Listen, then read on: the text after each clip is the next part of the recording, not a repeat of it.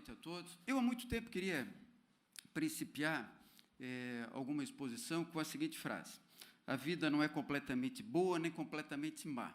O doutor Eduardo disse que não ia falar de cachorro agora há pouco. Eu disse para minha mulher que eu ia começar a palestra falando sobre um cachorro, e esse pensamento é de um cachorro.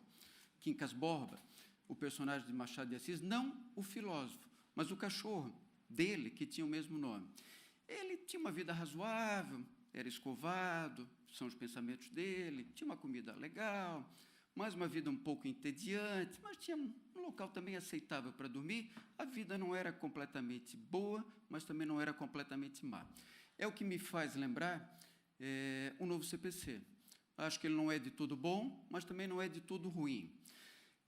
Essa frase, eu gosto muito, do Quincas Borba, principiou, vejam só, um discurso de posse na Academia Brasileira de Letras de Carlos Heitor Coni. São meus autores prediletos, Machado de Assis e Carlos Heitor Coni, e consegui colocá-los aqui no mesmo contexto, porque o Coni tinha, há muitos anos, época do doutor Eduardo, certamente, uma coluna no Correio da Manhã que se chamava Da Arte de Falar Mal. Então, ele contava do prazer que todos têm de poder falar mal dos outros, né? E dizia, ele, diz ainda, né, está vivo, é claro, continua escrevendo, que há ótimas presenças e péssimas ausências, né? Só se falam bem dos presentes, só se falam mal dos ausentes. E completava com uma história muito bacana, em que ele relatava que um grupo de intelectuais, no Rio de Janeiro, se reuniram e notaram que faltava um jurista muito importante, ele não coloca o nome. E delegaram a um dos intelectuais que telefonasse para ele e o convidasse, então, para estar presente no apartamento onde eles estavam reunidos. Foi telefonado, ele disse: olha, eu estou de pijama, está chovendo, é tarde, estou lendo meu Voltaire, não vou. Um segundo intelectual foi escalado para telefonar para ele e seduzi-lo ao vir ao encontro dos demais, e veio a mesma resposta: é tarde, está chovendo, estou de pijama, já estou lendo, não vou. O dono da casa disse: olha, vocês não sabem de nada, eu vou ligar para ele e vou resolver isso.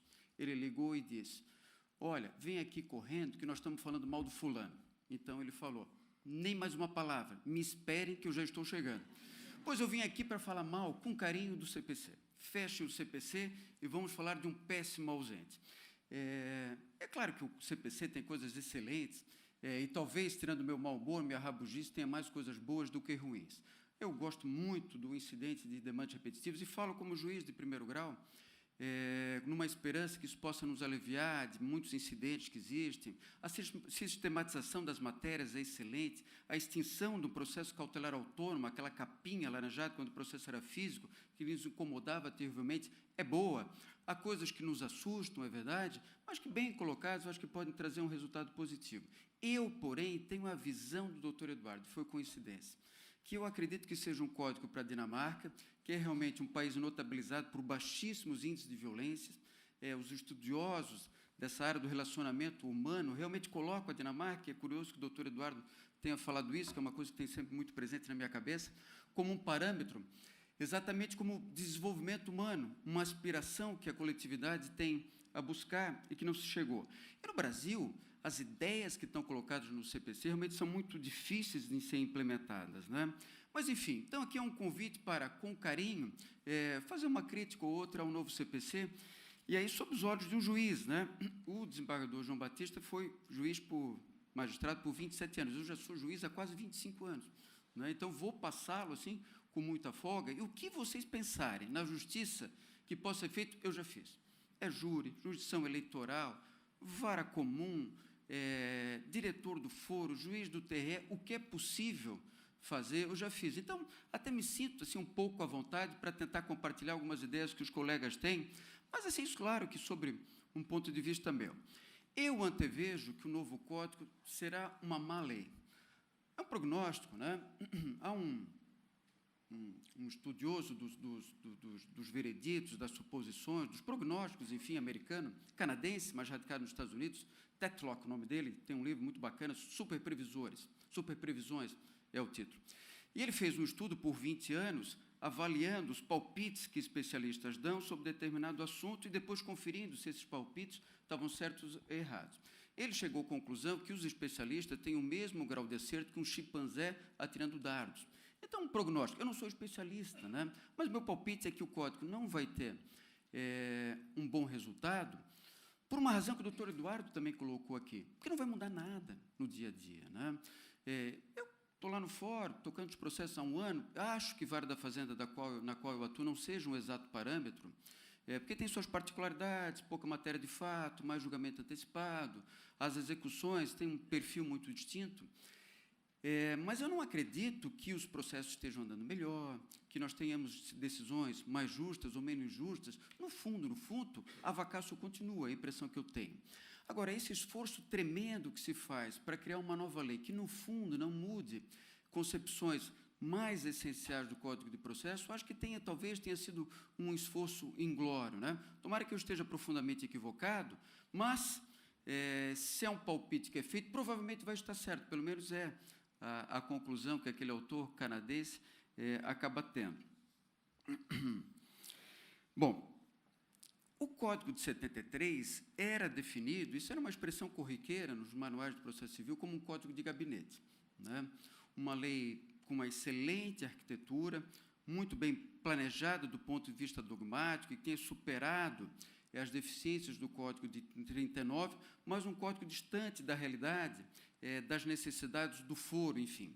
Se a gente pegar, realmente, por exemplo, o Código de Processo Penal, comparar com o Código de Processo Civil, de 73 mesmo, as diferenças são aberrantes, né? O Código de Processo Penal, a gente fica completamente perdido lá naquelas idas e vindas. Mas o Código de 73 já tinha uma sequência que era muito mais inteligível, né? Os cômodos ali que foram falados há pouco. Mas, muito mais do que um código de gabinete, do que o Código de 73, me parece que é o código atual, né? É um código, realmente, que não enfrentou os grandes problemas que nós temos, né? O doutor Fernando está aqui, me prestigia com a presença, não veio aqui para me assistir, é evidente, né? Está no crime hoje, mas acredito que compactue comigo, que o código acabou sendo impregnado com ideias do plano teórico, né? Mas que não se concretizam realmente no dia a dia, muito por culpa nossa, do juiz, mas também por culpa dos advogados, mas especialmente por culpa de um sistema que é absolutamente insolúvel. Hoje, por muita felicidade, eu consegui fazer opção, faz 2 anos, para a primeira vara da Fazenda, tem lá uns 1.500, 2.000 processos. É o céu, é absolutamente o céu, né? Pego as crianças, praticamente não tenho processo para julgar, tenho 1 ou 2, sinceramente, muito pouca coisa, todos dentro do prazo, mas acabei de sair de uma vara que chegou a ter 12.000, 13.000 processos, saí de lá com 7.000, né? E aquilo era absolutamente ingovernável, não se conseguia ler nada. Teve um dia do pessoal da assessoria, doutor, parabéns, hoje o senhor assinou 40, 50 liminares, 60, tinha concurso no dia seguinte, é óbvio que nem foi lido. A gente montava uma tese, o pessoal começava a reproduzir, porque no dia seguinte, naquela noite, o oficial de justiça tinha que cumprir. Então, aquilo é um engano que eu gosto, né? Você lembra do Vampeta, que falava assim, eu finjo que jogo, eles fingem que me pagam. Então, nessas unidades que têm essa demanda avassaladora, as coisas se tornam realmente impraticáveis. Então, imaginar que todos esses bons princípios do Código terão a aplicação efetiva que se imagina, é realmente muito difícil, né? É desconhecer completamente a realidade. Nós precisamos de simplificação. Mas o mal que está por trás disso, e aí é uma cantilena que tem repetido, mas posso repetir à vontade, porque também tudo que eu escrevo lá, ninguém lê mesmo, né? Só vai no ante exposto, que é o que interessa, é de um bacharelismo que está impregnando o nosso direito, né? Conseguiria imaginar assim, um bacharelismo oitocentista, né? Aquela coisa, aquela liturgia, aquelas brincadeiras que o doutor Eduardo está falando, aquela linguagem gongórica, aqueles data, permissa, máxima, vênia, que o desembargador João Batista Lopes estava comentando, e aquilo acabava caindo só no folclore, nos maltratava pela prolixidade. Era, e vou citar aqui novamente Machado de Assis, como José Dias, do livro Dom Casmurro, era lido posto que de atropelo. Então, tenta transpirar a erudição, mas aquela coisa trabalhoada, chata, enfadonha, né? O bacharelismo que eu coloco hoje é uma coisa muito mais grave. Acaba-se hoje tratando do direito como um fenômeno cultural, mas que parece que não é da sociedade, que não é humano. Nós perdemos a sociedade, parece que perdeu o controle do direito, e se quer que assim seja. fui juiz do TRE, e lá eu tive algumas síncopes, assim, né? Coitados dos presidentes que passaram lá, são todos meus amigos, mas eu me incomodei bastante, porque de vez em quando, não sei se o doutor Fernando chegou a presenciar alguma coisa, mas de vez em quando eu tinha uns ataques cardíacos lá, porque ficava realmente muito incomodado com o desvio da discussão que acabava acontecendo, que era da essência dos fatos, do certo e do errado, justo ou injusto, culpado ou inocente, e se tangenciava para discussões completamente abstratas, né? Então, esse academicismo, e aí lembrava do eleitoral, perdão, e tinha uma passagem no autor, brilhante, pessoa espetacular, não tenho dúvida, mas que fazia uma crítica contundente à lei da ficha limpa, porque dizia, como pode uma lei ter passado por aquela colheita de assinaturas, que daí foi levado ao Congresso, era de iniciativa popular, e não passou pelo veredito, pelo escrutínio prévio de juristas. Como pode questões delicadas como estas ficarem afastadas da dogmática? Isso não tem sentido. O que me parece que ele queria dizer é o seguinte, olha, isso é coisa importante demais para ser tratada pelo povo. O certo e errado somos nós, iluminados, nós bacharéis, que somos formados em direito, e só nós temos a aptidão para saber o que é certo e errado. Quantas vezes a gente escuta isso, né? Pode até ser, mas a solução técnica é outra. Discordo totalmente. O CPC me parece muito isso. O CPC, não tenho dúvida, é um código que foi feito ao gosto dos grandes escritórios, para as grandes corporações de advocacia, que pensa nos grandes clientes. E lá, então, nesses casos dessa advocacia artesanal, que envolve verdadeiras fortunas, é até compreensível o conjunto de entraves, a extensão interminável dos autos, as marchas e contra-marchas. Eu não consigo conceber que nós tenhamos aprovado um Código de Processo Civil em que ele vai demorar mais do que o processo passado. Não tem como. Esse Código de Processo Civil não simplificou nada. Os prazos são maiores, a quantidade de recursos, talvez na ponta dos dedos não seja maior, mas as perspectivas recursais conseguem até ser mais amplas. O sistema recursal é praticamente indecifrável. Só o doutor Pedro, que vai falar sobre a situação presente dos recursos de índole extraordinária, que é capaz, junto com vocês, a tratar disso. Então, esse bacharelismo que vem nos dominando e que impregnou o Código de Processo Civil tem esses ares religiosos, essa coisa mítica, né?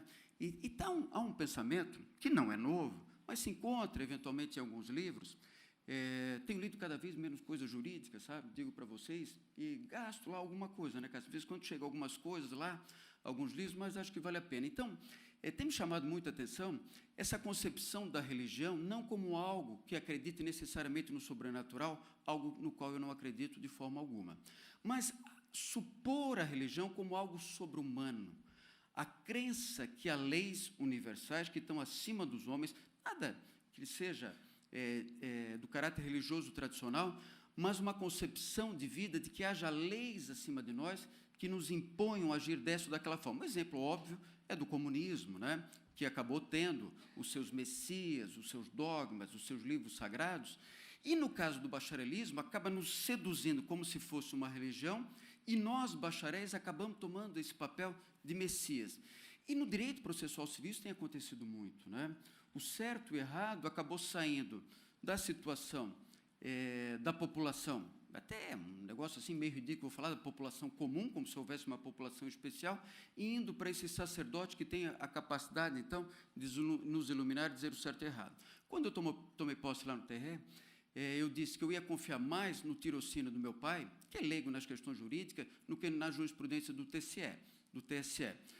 Daqui a algum tempo vai acontecer, quando eu tomar posse no Tribunal de Justiça, vou fazer a mesma promessa, né? E pelo menos tenha sido tentado pautar minha vida. Então, essa visão bacharelesca, acadêmica, cansativa, interminável do Código de Processo Civil me incomoda muito. Acho que isso não leva a bom resultado. É óbvio, é evidente. O juiz pode decidir sem fundamentação? É evidente que não. Tinha um colega uma vez que propôs, Hélio, bom é se a gente pudesse chegar, bater o martelo, procedente, próximo, improcedente. A decisão estaria na nossa cabeça, a gente não precisaria dizer. Seria uma delícia, mas é ridículo. Nós temos que fundamentar, tem que respeitar o devido processo legal. Acho que a questão da não surpresa é bacana, tenho tentado aplicar, e se algum advogado está aqui que não tem aplicado, não foi intencional, ainda hoje mais de uma decisão foi dada, algum despacho nesse sentido. Então, nós não estamos, não estou defendendo aqui, advogando, a abdicação do devido processo legal, das garantias constitucionais, absolutamente nada disso. Mas creio que seja possível a gente compatibilizar um processo com uma duração razoável, mitigando uma série de concepções que acabam ficando mais bem postas nos livros do que na vida concreta. Não vejo no Código de Processo Civil um compromisso com a rapidez. Acho que ele é um processo, e aí vou me apropriar de uma palavra de um sujeito que é grande, meu amigo, que admiro demais, um processo pachorrento, como diria hoje o desembargador substituto Forneroli. É um processo que tem essa visão, de um leito calmo, idas e vindas, marchas e contras-marchas, né? É um processo, parece que é feito para chegar à forma mais longínqua imaginável. Havia um artigo no Código, vejam só, que já foi revogado, nem entrou em vigor. No Brasil as coisas acontecem assim, já é revogado na vacatio, né? Que criava realmente o Supremo, o STJ, como uma terceira instância, como uma apelação. O sujeito perderia no tribunal, entraria com recurso especial extraordinário e imediatamente os autos iriam para o Supremo. Vocês conseguem conceber, em algum lugar do mundo, um país com 200 milhões de habitantes, onde 11 ministros decidiriam todas as causas em todo o país? Isso, na minha concepção, chega a ser até ridículo, é constrangedor uma visão dessa, mas é código, vou repetir, para as grandes corporações. As grandes corporações da advocacia, os grandes grupos econômicos, entram com o seu processo aqui na vara, mas não estão pensando na solução do juiz, porque realmente ela não conta, nem talvez na decisão do tribunal, mas na decisão que vai ser conseguida lá em Brasília. Outro ponto, dentro dessa concepção, que eu acho terrível, é a tentativa, e eu acredito que vai acabar vingando, de tornar a jurisprudência de um caráter vinculante. Sou defensor da estabilidade das relações jurídicas, creio que não é por vassalagem à jurisprudência, diria hoje o desembargador Paulo Henrique, que é meu grande amigo também, mas nós fazemos parte de um sistema, né? O juiz não pode decidir de maneira indiciocrática, porque eu penso assim. Em turmas de recurso já vi discussões que se encerravam com essa argumentação. Eu penso assim, ponto. Claro que não. A doutrina, a jurisprudência do STJ, do Supremo, as súmulas, tudo isso tem que ser pesado. Agora, por mais concepção voltada a esse ponto de vista, o que o Código fez, eu acho que é longe demais, né? Chegou-se até a medida de criar uma súmula não vinculante e vinculante. Pode-se teorizar à vontade, mas, olha, vai ser difícil me convencer, todos os colegas com quem eu falo têm a mesma compreensão. A Constituição estabelece, vou usar como exemplo, que existe uma súmula vinculante. Quórum especial, há uns determinados parâmetros para aprovação, e todos sabem que há as súmulas, vamos dizer assim, comuns, né? Que pela nossa natureza, pela tradição constitucional, não tem essa natureza vinculante, mas o CPC estabelece assim. E vai mais longe, né? Estabelece até que decisões de órgão especial, de tribunal pleno, vinculem, inclusive, ao juízo do juizado especial. Aí não é a questão do juiz, eu estou falando aqui como juiz, se sentir diminuído, porque eu quero decidir de acordo com a minha cabeça, não se trata disso. Mas o que eu vejo de pernicioso nisso é a concepção de que em Brasília a gente resolve, porque aqui o juiz pode não ser de confiança, e eu fico muito orgulhoso disso. Esses dias um colega falou, Hélio, fulano, figura ilustre, de Santa Catarina, eu queria falar contigo, não tinha ninguém para chegar em ti, falou comigo, eu disse, não vou falar. Olha, fico muito orgulhoso, ninguém vai lá falar comigo. Não tinha, esse político que era muito importante, não encontrou que se encontrasse disposto a, enfim, dar uma sondada no Hélio, como é que ele pensava, etc. e tal. Não se trata disso. Não se trata, assim, de ter essa vocação para a tirania, de decidir de qualquer forma. Mas aí, imaginar que a decisão do juiz não possa ter valor, a do Tribunal de Justiça um pouquinho, mas o que vale a decisão do STJ do Supremo, por trás disso tem coisa muito perigosa, porque vocês sabem como são escolhidos os membros dessas cortes superiores, e eu não vou ter nenhuma frescura de colocar, não é? Quem entra numa disputa como essa, olha, há quem diga, um ministro disse, do Supremo, na Folha de São Paulo, Luiz Fux, realmente eu falei que matava no peito, mas era outra concepção. Então, esse tipo de jogo, eu não jogo, imagino que a maior parte dos meus colegas de primeiro grau também não joguem, mas essas grandes corporações têm extrema confiança na jurisprudência do Supremo e do STJ. Isso me deixa extremamente preocupado. Bom, então, a ideia de que no Supremo, no STJ, nós vamos resolver.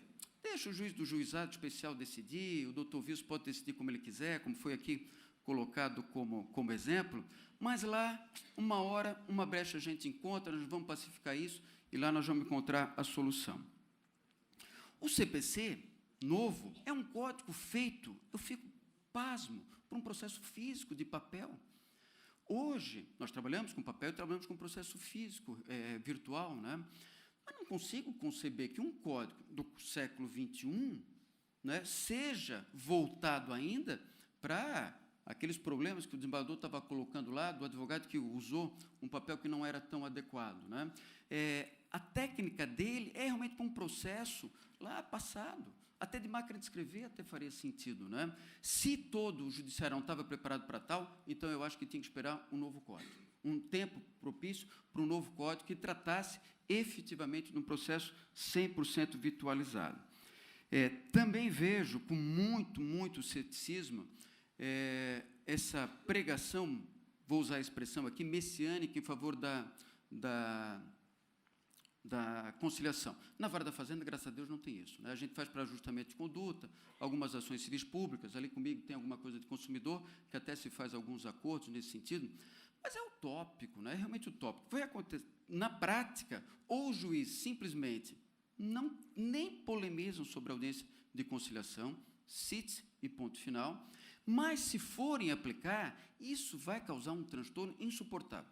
Não faço mais. A minha antiguidade no primeiro grau permite recusar alguns convites, como, pô, doutor, quebra um galho lá na 4ª vara civil, na 5ª vara civil. Não quebro mais. Porque a gente vai para lá e aí tem uma tarde inteira de audiências, né, procedimento sumário, quando havia ainda. Primeira audiência, doutor, falhou o ER, marca a audiência para depois. Outro, doutor, veio fulano, mas o ciclano não veio, aqui está uma dúvida se foi o fulano que assinou. Enfim, para fazer uma audiência dessa, você tem que encontrar um lugar na pauta. O risco de dar errado é muito grande. Na verdade, eu até diria que existe o risco de dar certo, mas é pequeno. Então, essas audiências são profundamente frustrantes, as pautas são carregadas, nós não temos pessoal minimamente qualificado. Eu sei que o código prevê estruturas específicas, mas isso causará um transtorno tamanho, e se pode prognosticar que, se for levar ao pé da letra, isso vai levar esse processo, se pode um processo ficar mais lento do que já é, né, vai acontecer isso. Enfim, encerrando, para respeitar o tempo, a Anida teria mais uns 4 minutos para falar, vou respeitar os 5 minutos. Eu tenho essa visão muito cética com o código, mas, enfim, não tenho autoridade nenhuma para falar sobre isso, e sou um pessimista por natureza. Mas eu sou muito cético em relação ao código, porque eu vejo o código imaginado por um outro tipo de cenário, né? A gente que é juiz, que eu fui juiz em São Carlos, em Canoinhas, em Laguna, em Imbituba, em tudo quanto é canto, a gente está acostumado com o processinho da vara de família, dos alimentos, da ação de indenização, das grandes ações de improbidade, é verdade, até das tutelas coletivas, que também existe, é verdade, mas não parece o código do nosso consumidor para usar num chavão, não parece o código do nosso dia a dia, né? Aquele processo que a gente imagina simples, de petição inicial, contestação, réplica, julgamento antecipado. É o código imaginado, vou insistir, para quem tem dinheiro e para quem tem tempo. Quem tem dinheiro tem tempo, né? Mas para quem não tem dinheiro, e é quase todo mundo, principalmente eu, esse código gera muita preocupação. Muitíssimo obrigado pela paciência a todos, foi uma satisfação.